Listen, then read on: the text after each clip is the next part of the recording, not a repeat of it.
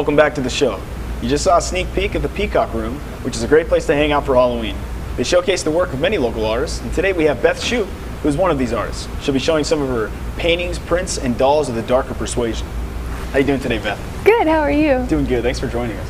Thank you for having me. So could you tell us a little bit about yourself? Well, I am a fine artist, and I am also a lab instructor at Full Sail University. Very cool. So how did you get started with the Peacock Room? Well, I met Mendy, who is the art curator for the Peacock Room, at an art event that I went to for another local art thing. And we just started talking, and she was very nice, and we exchanged business cards, and one day she just called me up and said, "Do you want to do a show?" And I said, "I most certainly would." Very cool. All right, well, Beth has brought some of her paintings in with her. So could you tell us a little bit about this piece? Well, this piece is called Back Talk from the Thing on the Leash, and it's kind of about a woman who's got maybe more bark than she does bite, so to speak. Nice. Very cool. What do we have here? This one is called Nightmares of the Flesh.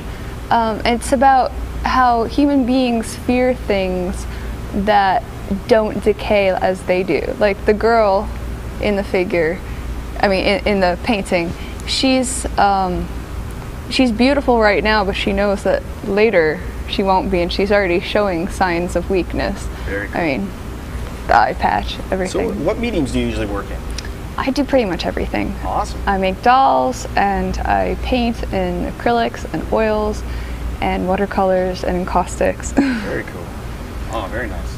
This piece actually was my first character design that I did when I got hired at Full Sail for my boss, Brian Dinsmore, who's a really great instructor. He's very, very fun. So these are obviously conjoined twins, and they have a bit of a long backstory behind them, but let me just tell you, it's kind of morbid.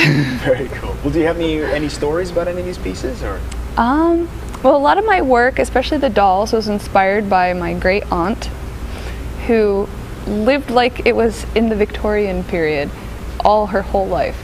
And she also collected dolls, and when I was a little girl, I was afraid of the dolls. She had a whole room full of these antique dolls. Wow.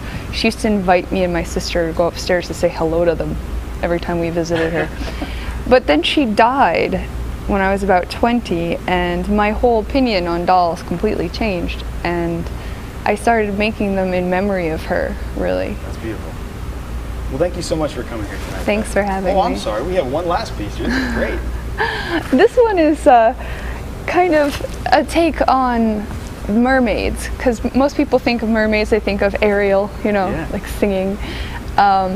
In this case, I wanted to make an allusion to the traditional role of mermaids in mythology, which is the harbingers of death to guys on the sea, sailors, if you will. The temptresses. Yes. So that's what the bony tail is supposed to signify. Very cool. Well, all right. Thank you very much, Beth, for joining us and bringing such great pieces of art. Thank you. If you want to see more of Beth's work, you can visit her website. It's www.corpsedoll.com. Now it's time for a break, but before we do that, if you want to stay in for the night with some friends, we've compiled a top 5 scary movie list from our viewers.